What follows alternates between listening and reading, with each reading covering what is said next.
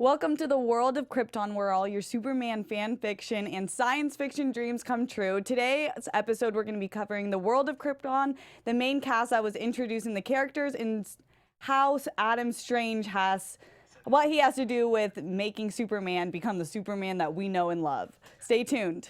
You're tuning into the destination for TV superfan discussion, AFTERBUZZ TV. And now, let the buzz begin. Yeah.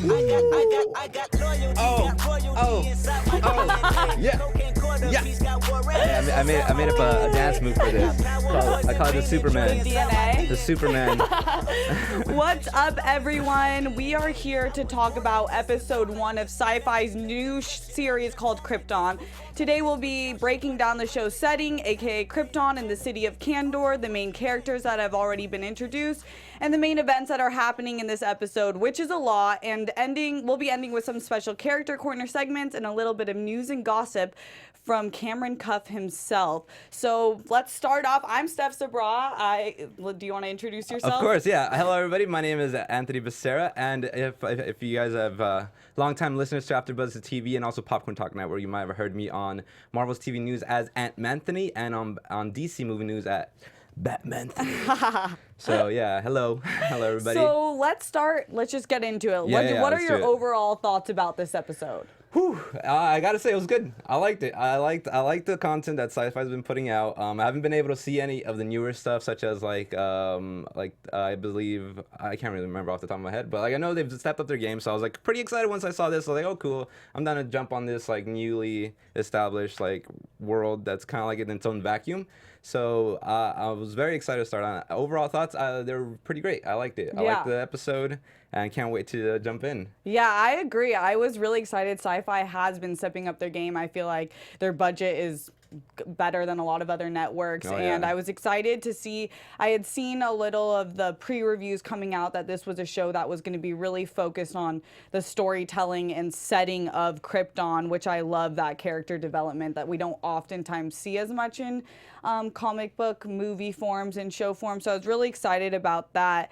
I guess we should just get into topic 1 since we're on the topic of Krypton and introducing the world. So basically the show is set 2 generations before Superman, aka the Man of Steel, before his planet was destroyed, and it follows Superman's grandfather, Seg-El. And just a little note that it is based on DC characters, but the show producers have said that it doesn't have any they don't want to have direct ties to anything in particular. But it's executive produced by David S. Goyer, who also did Man of Steel, Batman vs. Superman, Dawn of Justice, and the Dark Knight trilogy. So that's really exciting. And Cameron Welsh, who's Ash vs. Evil Dead, will serve as the executive producer and showrunner. So that's just a great start to that. Yeah. I didn't know that one. Yeah. So Krypton is kind of a creepy place right now. It's set up into, they've introduced this power ranking and guilds, which we've kind of taught. Do you want to get into that a little bit? Yeah, but I like where you're touching on the whole overall setting of it. Yeah, it is very dark. I did write down as the creators Damian Kindler, who has his name attached to Sleepy Hollow, Stargate SG-1, as well as Atlantis, Stargate Atlantis. Oh, awesome. So it has the sci-fi-esque aspect of it is so gorgeous. Yeah. On how it looks and everything. And also David S. Goyer is attached to a film called Dark City, and I saw some of the inspiration that was in how the towers seem. It feels like it's straight out of Dark City, which actually got inspiration from Metropolis, an old film. But yeah, sorry, I get off on a tangent. No, I agree that it is pulling kind of from the movies that you see the main directors have produced. So I love that. And it is in a technologically advanced society. So we do see that they do use a lot of advanced technology, but they're also with the Rao rulership right now. So there's this aspect of religion that's kind of making it advanced yet very conservative and religious almost. Oh yeah, that's a great point. And yeah, we see that aspect of religion with I believe it's the cult of Rao, which is later on we'll talk about it more, but it's the man with the mask, with the golden mask and everything. But yeah, just to touch on it, so it takes place 200 years before the birth of Kal-El, Superman, and it is a utopian planet, and it orbits a red sun, and the biggest city on the Krypton is Kandor, which is where our city takes place. It's not. I don't think they officially call it the capital, but you can take it as. Yeah, it's the main city that I think we'll be seeing. We saw in kind of the wider shots that there was one other city I saw, but all of them have that kind of the dome structure, okay, over them. So that will be interesting to see what other settings that they'll go into. We have a few other settings that we see in this particular episode that we'll touch on later, but it kind of did give me this Star Wars New Hope type vibe, you know, with the whole Emperor setup. And also, sorry, but like also real quick, like the first scene is straight out of like the first Star Trek movie. Oh yes. Yeah, I was just like, oh cool. I was like, I didn't have a problem. Like this is a perfect way to like establish what kind of character he is. So I'm like, all right. So before we get into what actually happened in this episode, let's establish the main characters that were touched. Right. Anthony, give it to us. All right, so pretty much there's 4 main houses within the world of Krypton. So we have the L's, the Zods, the Vex, and the M. Okay, so starting with the House of the L's, we have Seg-El, which is our main hero, who's played by Cameron Cuff. And then we have Val-El, which is the grandfather to Seg-El, which is the man that we see walks the plank and then just gets falls down into the chasm. So he's the grandfather that dies. We also have Ter-El, which is played by Rupert Graves, and that's the father to Seg-El. And we have Charles-El, which is played by Paula Malcolmson, who's mother to Seg-El. And apart from that, so what's important for that? Well, this is a distant generational line of Superman. But if you guys have seen Man of Steel, Jor-El is actually Seg-El's son, who's played by Russell Crowe in The Man of Steel. And he just so happens to be Krypton's greatest scientist. Jor-El is Krypton's greatest scientist, so it makes sense when we see Seg-El get pulled into the Guild of Science, which I thought was really interesting, setting him up for all that. Apart from that, we got the Zods played. So we have Lyta Zod, who's played by Georgina Campbell, and she's Seg's love interest. And I saw some cool like Romeo and Juliet sort of like vibes from it for like the different houses or like, you know. True, Montagues. Yeah, and also there's also like the Barrio, and like he's like nothing, he's rankless, and she's part of the Zods and everything. And there's also Allura Zod, and she's played by Anne Ogbomo, and she's a mother of Lyta. She's like the super I don't know, she comes off as like a very like general combatant. You know, yeah, she's cool. Yeah, she's pretty cool. I gotta say, but intense. You would not want to mess with her. Terrifying, yes. And descendants from them, we have Drew Zod, also known as General Zod, who's played by Michael Shannon in Man of Steel. So that's like their distant lineage, which is funny because like they end up fighting in Man of Steel, but here they're like lovers. Yeah, I was like, ooh, so that's cool. And after that, we have the Vex, and so we have Darren Vex, played by Elliot Cohen. And he's the chief magistrate of Kandor, he's a man who sentences the grandfather to death. And then we have his daughter, the 5th-born daughter of him, called Nyssa Vex, played by Wallace Day, and she's a junior magistrate. She's the one who gets paired up with Seg-El in the first episode. And then lastly, we have the M, and there's just one man here, and his name is Dev M, who's played by Aaron Pierre, and he's a cadet of the Krypton military and is set to be paired with Lyta Zod. So, and that's pretty much the breakdown of the houses and also the main character. Yeah. Well, apart from that, we do have missed characters. We have Kem, played by Rasmus Hardiker, who's Seg's, I call him Seg's homie, pretty much. Like his bro, yeah. Yeah, I would be friends with him. Yeah, so that's his name, Kem. And then apart from that, we do have Adam Strange, played by Sean Sippos. And basically, he's like a human from Detroit that travels back in time to help Superman be born. So that's like kind of his old mission. But I'll touch more on that later. We have a little character corner later coming on. And then we also get touches of a little glimpse of Brainiac, who's played by Blake Ritson, who just looks terrifying. And so he's awesome. To sum him up in just real quickly, he's an extraterrestrial cyborg or android that shrinks and steals cities. So that's what you saw in those globes. That was an awesome scene. Those are like total little cities, and he steals them all across the galaxy. And he is the sole responsible for destroying Krypton. And last but not least, we have the Cult of Rao representative, which is the guy with the golden mask face. I don't have too much on him, but we'll break down what we think he's from and everything. Yeah, he definitely is a vital role in this. And before we get into kind of how these characters played into this episode in particular and what we think they'll be in the future, can you tell us about that exciting new podcast? Oh, yeah. So... yeah, if anybody wants to have some fun and learn and growth in all areas of your life, man, for those who do, we have a podcast just for you. So it's Conversations with Maria Menounos Podcast Edition. And it's hosted by our AfterBuzz TV founder and and drops every Friday on iTunes. So Conversations with Maria Menounos features celebrity and influencer interviews along with secrets and tips on how to be better in all aspects of life, from health and wellness to career, relationships, finances, and more. Let our Maria be the big sister you've always wanted. So just go to iTunes and subscribe to Conversations with Maria Menounos for free. Be sure to rate and comment, and when you do, please let Maria know that it was us who sent you there. It was the Kryptonians over here. Yes, make sure the Kryptonians get that little message. So yeah, Conversations with Maria Menounos podcast edition. Check it out. It drops every Friday. I'm really excited about that. You guys, Maria is so awesome. Okay, so let's just get into this intro scene because I was shook in the beginning where so quickly we see the main kind of person, the person who connects it all, Val-El, in the beginning, who just gets sent into the abyss and dies. Yeah, that was a very emotional scene. Yeah, especially for Seg, poor little guy. He definitely had some deep-rooted connections with his grandfather. I hope to see some. Well, I'll probably leave that for predictions later on, actually. But yeah. I love how he was like, keep believing in a better tomorrow, which is such a Superman slogan, the hero of tomorrow, before he was shipped off. Oh, nice catch. Yeah, that's so cool. I love that. I mean, this episode had so many little Easter eggs that we'll touch on a little bit of that. There's just a lot to get into. As best we can. Yeah, as best we can. And let us know if there's anything in particular that we didn't hit that you guys would like us to hit.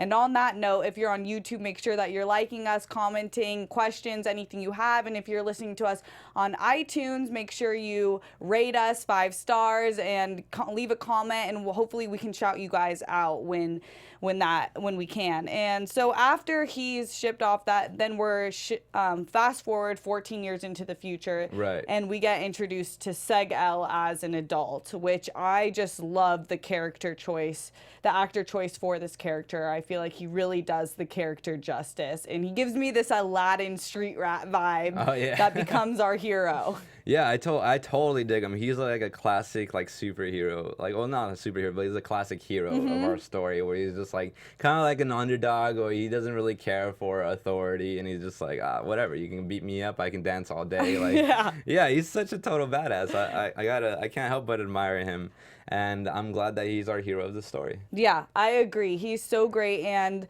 with him was the introduction of his parents, which we saw in the first scene, El and El.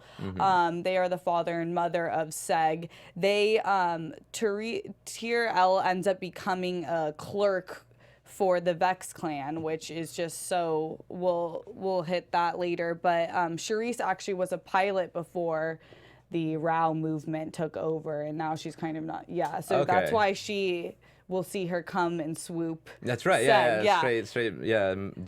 Saving her son later on. So, and then in that intro scene of Seg, we see how they have kind of this cryptocurrency. You know what I'm saying? And you see that they are the rankless because his grandfather, Val-El, was denounced basically the Raoist faith and was saying there is something coming, there is something in space, we are not the only ones, and trying to save the civilization, which ends up becoming the L's main purpose, is for Krypton and being the heroes of Krypton's survival, trying to help that. So, and then we get to the scene where his father, Seg's father, forgets his medicine, and that's where things really started turning. Right. So what do you think of that? So yeah, no, it does a great job of getting us to the point where we need to be. I kind of, so we're talking about when he's pretty much he has to go get the medicine and stuff. He forgets the medicine, so he has to go into where all the Vex and the main leader is. Right. And then and then they run into a little guard and gives them a little trouble and whatnot. Yeah, that was cool. So our main takeaway from that whole scene was to incite the incident of the suicide bomber, pretty much.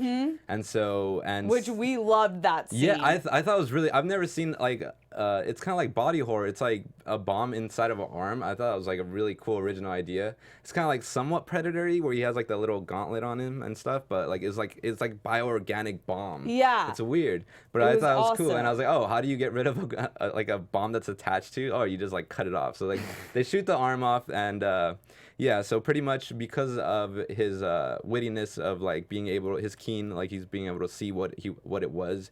He pretty much the cause and effect of that, he gets not adapted, he gets adopted into the house of Vex. Yeah, I thought this scene was a really big scene to understand Seg a little better, because I think Seg he's not naturally knows like good versus evil, good versus bad. You know, all of his decisions aren't necessarily ethical. I think he's more guided by the people he loves, which is his parents, his girlfriend at the time. And I think that's why he was able to make that quick decision to warn everyone that he was going to blow up the place, because his father was there. But I think it introduced him, I mean, it's what is set the stage for everything else. Like you said, he gets into the Vex clan, which was so crazy because he just daddied him in front of his own daddy. Yeah, I love that scene where he's like I'm adopting you into our family. You'll take up on a new surname, my name, called the Vex.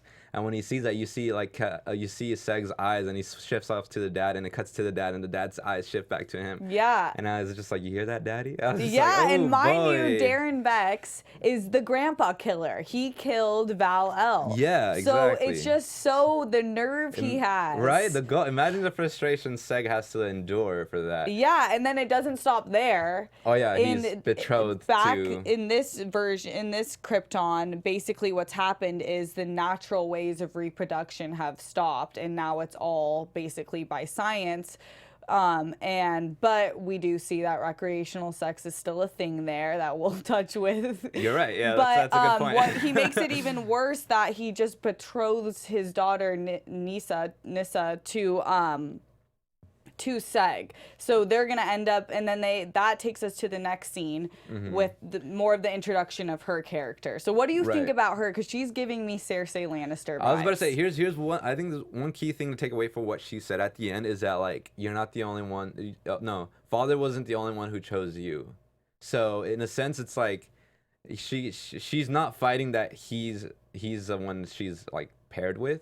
So I believe she might have some ulterior motives behind that. Definitely. Yeah. I think she's kind of similar to Cersei in the sense that her whole life seems manipulated by her father and by the family that she represents, and now she's getting older, and I think that she's going to be a major mover behind the scenes in setting her own agenda. Yeah. So I really want to know what her plans are, because she definitely has something planned. Yeah, she's getting her puppets ready, for sure. Yeah, she's getting her puppet show ready and everything. I gotta say, it is very interesting to see where she's going, and I don't think her father even knows what she has in plan.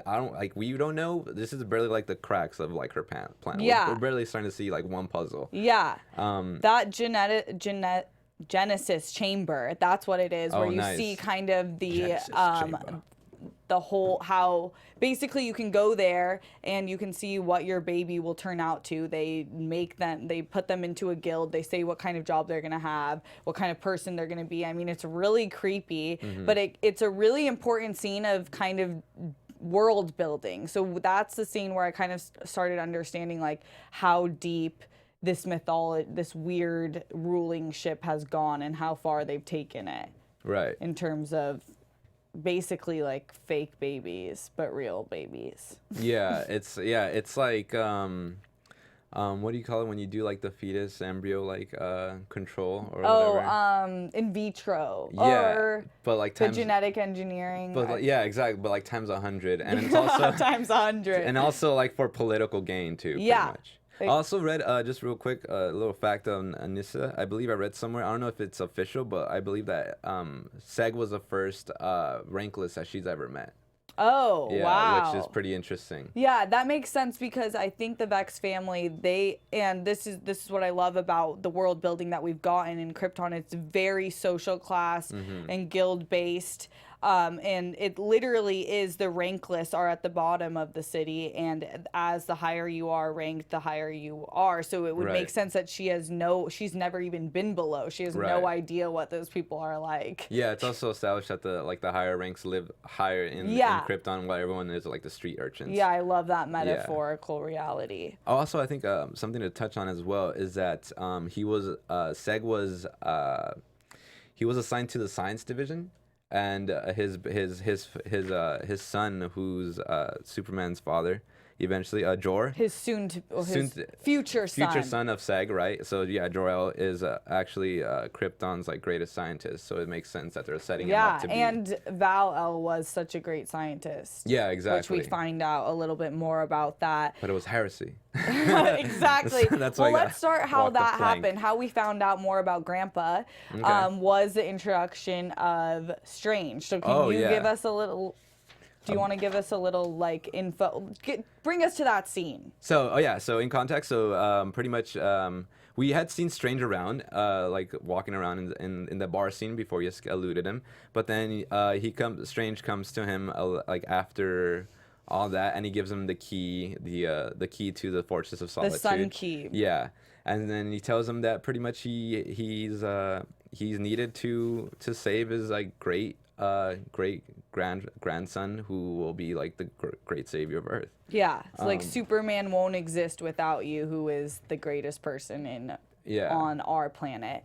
And he's time traveling, so then we start to see that the way he time travels is through something that doesn't give him that much time there. So his messages are short. Right. But we see him, so he gives him the Sunstone, and that's what starts building the plot a little bit deeper. He goes back to his parents and kind of is like, what the heck is this? They lie about it, but they clearly know what it is. Yeah, exactly. He takes it, and then while that plot line is going on, we have the different plot line with the warrior type military guild. Right. Yeah. So it cuts to House of Zod. For the most part, those are the ones who are introduced. So we have Lita and Allura. So Allura is like kind of like the governor in the military there. What it looks like, she's like governing everyone and seeing what's happening. Very into honor. Yeah. So pretty much, so Lita fights her mom, and she proves not to best her mom. And pretty much what I got from this scene is that I can't. How do you pronounce her? Lida or either? I'm gonna go with Lida. Lida. Right? Sorry about that. But yeah, so we're getting used to Kryptonian language, you guys. Bear with us. I mean, if it was up to me, it'd be Lita. Yeah, but this scene was really cool because it really showed you how serious these guilds are taken, and how it's really, in this world, the guild you are is basically your personality, and you see the mother taking that to the extreme where she is setting kind of an example and fighting her daughter, and the daughter says mercy, and then she stabs her in the hand because she says that we never ask for mercy. Right. And that's basically so against their clan. So that was a cool introduction to kind of what kind of character she is, which she ends up playing a bigger deathly role later in the episode. Oh yeah, for sure. And also I think it establishes the relationship between the mother and the daughter, and how the daughter feels like inadequate, like or doesn't feel like she lives up to what the mother expects from her, you know? Yeah, and she's also Seg's, like, they love each other. Yeah. So, and the mom knows that. Both parents, I think, are aware of that, but they know that. But she's actually betrothed to Dev-Em, Dev-Em is the one who chose, like, when the mother asks him, what will she do, like, weapons or hand to hand? And he goes hand to hand. Oh, yeah. Which also goes, like, into, like, it kind of touches on, like, I don't know, like, men controlling women in a sense. Kind of touches on that little topic a bit. Yeah. And like selected marriages where people have no choice. Yeah. And it's basically just there's a lot of like predestination going around, which is a little paradoxical. I guess we'll touch on that later. Yeah. But yeah. So then that's that plot line going, and then on the reverse we have Seg kind of trying to figure out a little bit more of what the Sunstone is and what it does, and he ends up getting into he ends up getting found on the street with it, has to fight his way out. Yeah, after getting after knocking boots with Leda. So on his way home from some sexual excursion. He gets caught and has to fight his way through, but luckily his mama was there to save the day. Just straight swoop. Yeah, and that's where she used her pilot skills, swooped him up. Just comes down, swoops him up, and takes him to our second main setting of this episode, and kind of going to be a continuous setting of the series, which is the Fortress of Solitude, which is a place we all know and have seen before. Right. So what did you think of that, and what do you think Val-El will play in terms of the Fortress of Solitude? Just real quick, I got like some like not Daft Punk, sorry, some Tron Legacy vibes off of it. Oh yeah. They go off the grid and then they go into like the little like secluded chamber. Good point. Yeah, I thought it was really fun. Yeah, I like, love the scene. Outside of it, just I feel like the visuals of this episode were really cool and dark, and really made you feel like you were in Krypton. Yeah. So speaking on just like the Fortress of Solitude, so pretty much I think like Seg this is where Seg's gonna be doing most of his like background like investigating pretty much of what his grandfather actually meant when he was telling that like, we're not alone and we're vulnerable, like Krypton's vulnerable. And this is also the scene where his mom basically does the ultimate sacrifice because they're found by the governing powers, and she tells Seg to hide while she sacrifices herself, which brings us to the most traumatic part of the episode, which is where they are called to in front of the council, which was very Star Wars vibes with the council making decisions and basically oppressing everyone who is not of rank. Yeah. Before that does go, just real quick, I want to go back to how when the mother's taken away, she does drop the name of Black Zero. So I wasn't able to research some of that, but like if you guys can go ahead and comment on any information you guys have on Black Zero and all that, what that pertains to, that'd be great. Just comment on down below. We know that that is an extremist group because they do touch on that a bit. We don't know if she's actually part of it, was actually a part of it, or just saying that as to like get them off their bat. Yeah, I think she used that as a scapegoat, like right away. I was like, oh, there, she's guilty. Like no one else, like just to focus solely on her, not even to like if she had any other like colluders with her. I think that's the whole point of that. But yeah, I just found it interesting. I was like, Black Zero. I was like, I was like, what's that kind of thing? Oh yeah, but yeah, the most traumatic scene. Oh my god. Yeah, they just get gunned down.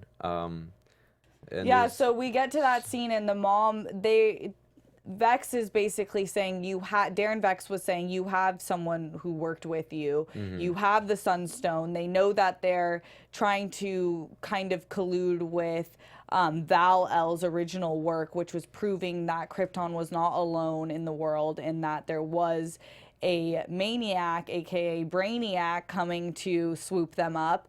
And so he knows that they're on to something, and that's why he's asking who else knows and trying to figure that out. And basically it ends up being where the father then sacrifices himself, and they both get killed by Jaina Zod. Yeah. And what do you think about this? Do you think it was a mercy killing, or do you think she just was following the rule of law? It could have been. Oh damn, that's really tough to tell. I think it could have been like a little bit of both. Yeah, because I think it would have been a better fate than to just be like walk the plank and fall to your death. Kind of thing. It was quick and swift. And I think this made Jaina's character, the scene following this, developed Jaina's character in a different way than I thought, where she was a lot more complex actually when she was talking to Darren Vex. And he was like, why would you shoot them? You killed the only two people that we could get, basically the only two main people we can get information of. And she was basically saying like, I follow Krypton first. Right. And I think my belief is that she's a conflicted character, but ultimately cares about the good of Krypton at the end. And though she's been following the new ruler of Rao, she, I think, will end up being an ally in some way or another. Yeah, I can totally see that. So then, from then, we're brought back to Adam Strange, where he basically, like you said, caused all of this. Yeah, but before that, we do see like how Lyta and Seg kind of break it off. Oh yeah, so in a matter of this 45-minute, 1 hour episode, Seg loses both parents, his girlfriend, and his grandpa in the intro. That is crazy in classic comics, DC comics, just to kill off everyone. Yeah, yeah. No one has fathers. Yeah, no one has parents ever. Yeah, that's funny. So sorry, I lost my train of thought because of the chat. There's just so many good things in the chat. I can't wait to touch on that. But sorry, continue. So we get into with Adam Strange. Finally, Seg confronts Adam Strange in the Fortress of Solitude. After basically his life was completely flipped upside down, and and blames him, which he should, because like you were saying in the beginning, this would have never happened had Adam Strange not come from the future and shown him this sunstone and cause all this havoc. So what do you think about that scene where they're talking? And I mean, it's a pretty iconic scene that we see. It leads up to the conclusion of the episode. Yeah, and the ending shot of him holding the cape. I thought it was great. I mean, yeah, he has a right to be mad at Strange. I mean, rightfully so. He's inciting at it. He's the one who caused the events to transpire, making this whole snowball effect of giving him the key. But I mean, I think it's something that had to happen in order for Seg to fully commit to his destiny, which is pretty much he has to.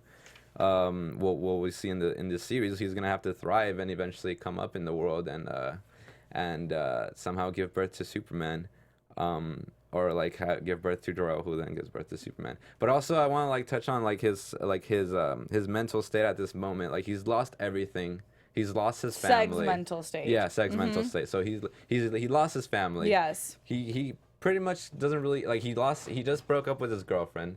He doesn't really have much in the world except for Cam, I guess, his homie still. But even Cam says, "Don't come back here." Yeah, so because you've made a rank for yourself now, and I don't. I mean, he's a great friend. He doesn't want him back in the streets. Right. So by the end of the episode, he pretty much has nothing except for his grandfather's Fortress of Solitude and his his future cape, which I think is important because he doesn't have anything going on for him. He's gonna like fully delve into what is happening, delve into pretty much delve into what he has to do, in order to play the game. I don't know. He's definitely not someone who plays the game of politics, so he's gonna play it very aggressively. And I can't wait to see what his strategies are. I agree, because he's a little bit different than most protagonists that we see in that he was from the streets. He definitely has that grit and spunk that isn't necessarily in a lot of the clean cut superheroes or heroes that we see. So I think he's going to approach it differently. I love his sarcasm. I think he's funny and witty. And so I think he's going to start catching on to kind of what his destiny is and fill that role really great. So, and I'm glad you touched on the cape, because that is the time clock of the entire episode. The cape represents how much time they have until Superman's existence is non-existence, essentially. Really? What do you mean by that? The more the cloak disappears, the more, that's how much time that they have to make sure that Superman stays. Got it. So it's their indicator if they're following the right path. Yeah, it's their, what is that called? The sand. The sand of time? No, the hour? The hourglass. It's their hourglass. There you go. I was like, I'm getting there. Yeah. So I think we touched on the main events that happened in this episode. Do you want to get into your special character corner? Or do you have any other thoughts about the main things that happened? I just want to talk about I guess the theme of predestination in a bit, because of how there's a few themes we can cut. Yeah, when they go to the baby, the whole the Genesis chamber. So pretty much he brings up isn't it weird knowing knowing that he's gonna come out in what ways and everything, and I think it touches on the whole theme of what is our destiny, and doesn't matter what we do if that destiny is just always gonna happen. It's just always gonna run its course the way it's supposed to, because that's pretty much what Adam Strange did. Without Adam Strange, nothing would have happened. So it's I'm not sure if like is Seg against Destiny, or I'm not sure if he's against or for it, because either way, if he's against it, it's a little paradoxical, because the whole show is like it's like a weird paradoxical thing, because agreed. Superman touches greatly on Destiny, I feel like, as like a superhero in general. But that brings to a really good point of one of the main topics that I think we'll see continuously is kind of like a science versus religion, and also just religious ideology in general, especially with the voice of Rao, which we see as this multi-faced gold masked man that we don't really know who he is. I'd love to know who you guys think he could be under that mask, because clearly he's someone. Just to call back to the live chat real quick, I believe it was Ivan Soto who says that it's actually a terrorist organization. But I'm not sure in like what context. Or House of Rao. Oh no, and I think House. Yeah, I think he was talking about Black Zero. Now that I think about it. Sorry, my bad. No problem. And so, and then because this is Rao's victory, the reason he gained power was because he took over Krypton's previous polytheistic gods and goddesses. So it's really interesting to see how a society has taken a religion and basically outlawed science, which it's also a huge technological society. So it's this and we see that in modern day, this constant like taken people don't like science and people do like religion or don't like religion. So that's really interesting. Some other themes, since we're hitting on that, is what you were saying, nature versus nurture, and the whole, which kind of ties into class and rank, which I really like in this episode, and I think show in particular is the whole rank and class, and if you can go past that, no matter where you're born and what your circumstances into. So I'm interested to see how, especially in the House of Zod and House of Vex, how the daughters play into their own roles and what they were given and what they'll take. Yeah, it's definitely, it's something that's going to touch on, like, having a destiny set for you, but also, like, having a destiny set for you and going against it and seeing, like, how you pave your own destiny. How you make your decisions, Yeah, which makes sense, which is, like, where you're born and then where he's at now. So it's kind of like a whole, like, start from the bottom, and we're going to see where he gets to the top. So, yeah, I'm very excited for that. Is there anything else we should touch on, then? And then the episode, I think we hit it all, but as always, tell us if we're not hitting something you wanted to hear.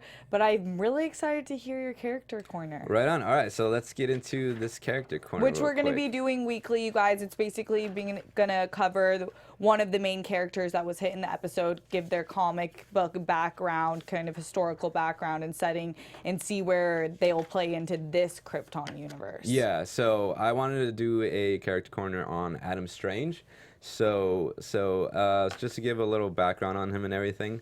So this is not like completely canon to the show, but just like in general of who Adam Strange is. So his first appearance was actually on the showcase number 17 back in November 1958. His creators were Julius Schwartz and Murphy Anderson, and he is actually a human archaeologist from Earth. So before he became who he was, Strange was an accomplished explorer and archaeologist who specialized in gathering and studying lost artifacts found in the remains of ancient civilizations from all over the world. You can also see some pictures up here if iTunes listeners. There's if you want to hop on to YouTube, we have some pictures there for you. So continuing on, he is also an accomplished mathematician and algebraist.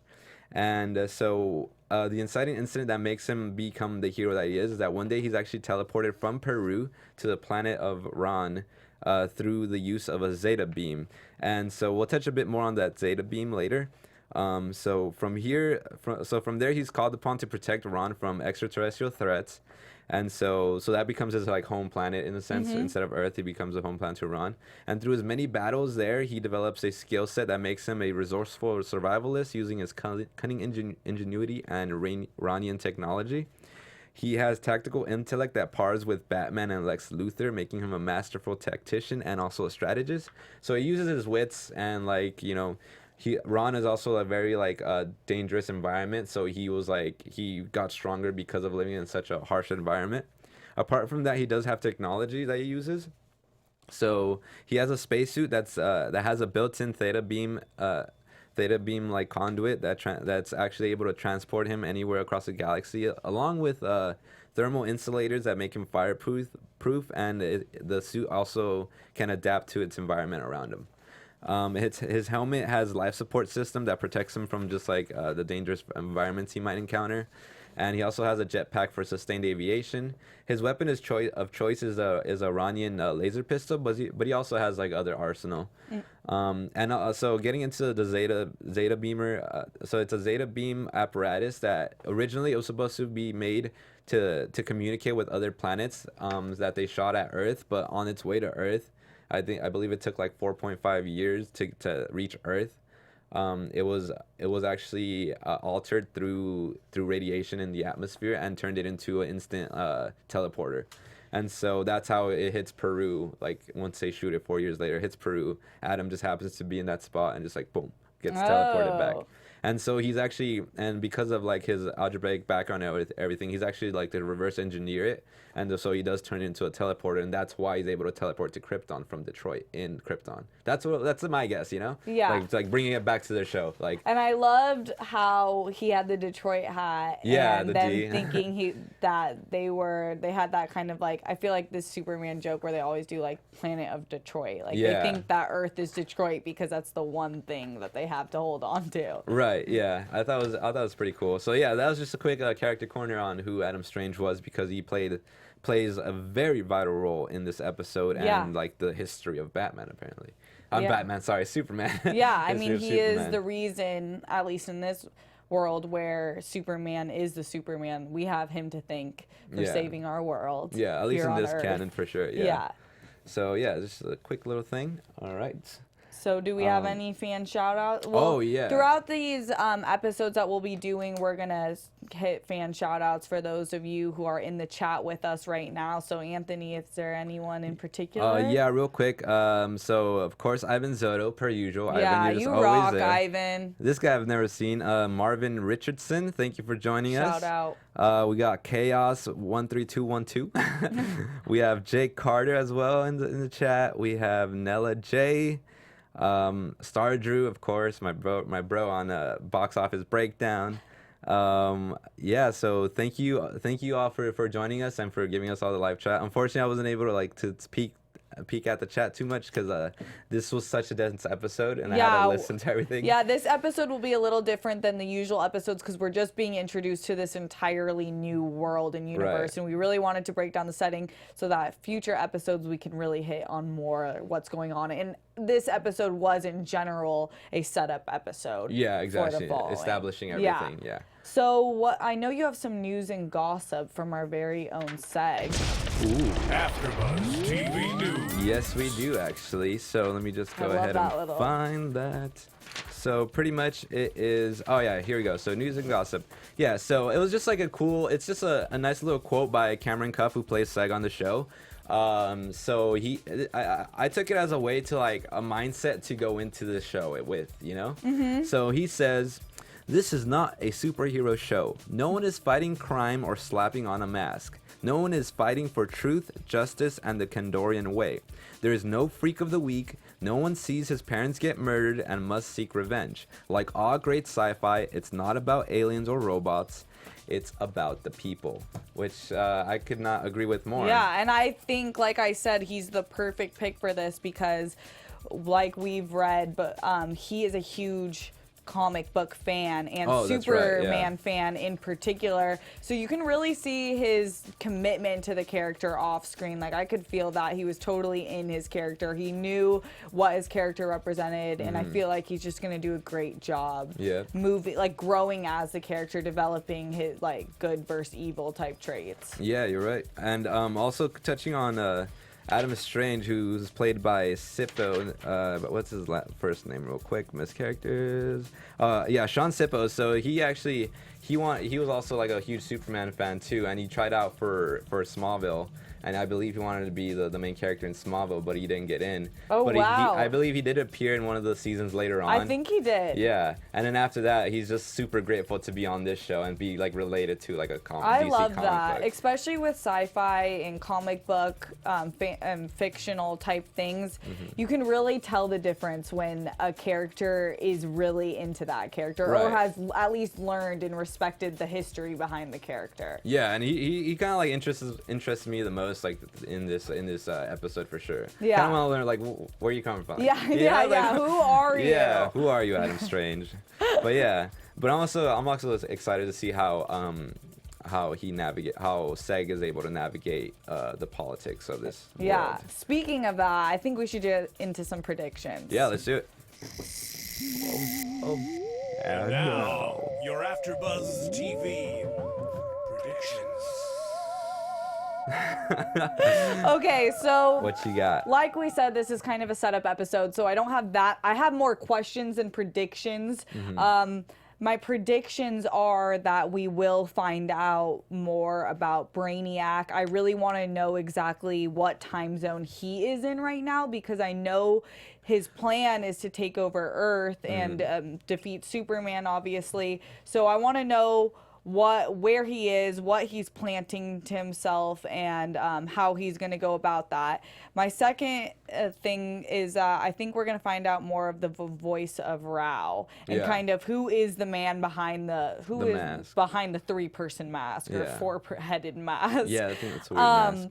And I think we will see development with Seg in his role in the guild, but also trying to, I don't know if he'll be outlawed. I'm worried about where he left off with his parents. And I think I think we're going to see Val-El come back to speak to him in the Fortress of Solitude.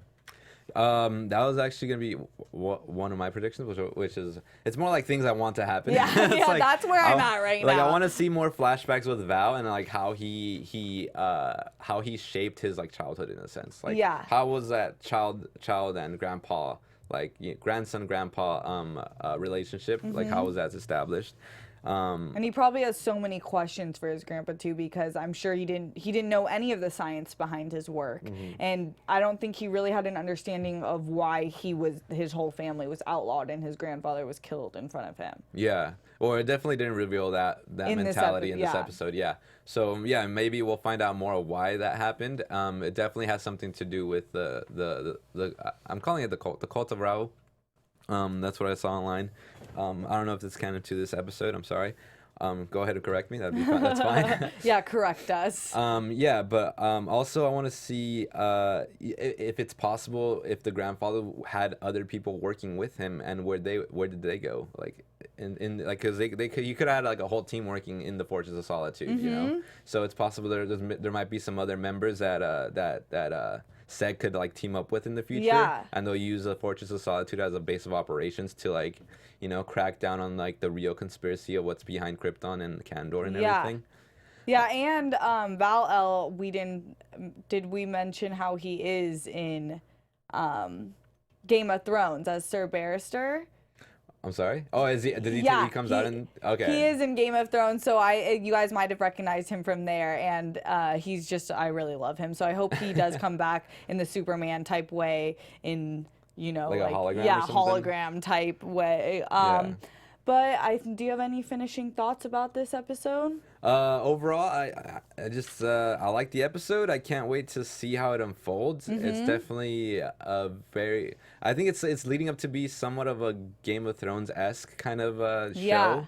Which I don't mind. I'm down for that. Like, we have a fantasy, let's have it sci-fi. Why not? Like, if it can be as great as that, like, I hope it will be. Like, I agree. If we can somehow mix that whole guild type of world building with politics and status with this sci-fi type comic book mentality, I think that would be such a great best of both worlds thing for me. Yeah, it definitely like sets it up like that because of with all the houses and all the guilds and everything. Yeah. So yeah, I can't wait to see more. Yeah, but that's all for us, you guys. We'll see. Next episode will be House of L, which will be March 28th, and we will see you guys next Sunday at 4 p.m. Make sure you follow all AfterBuzz Media. YouTube, make sure you comment, subscribe, like.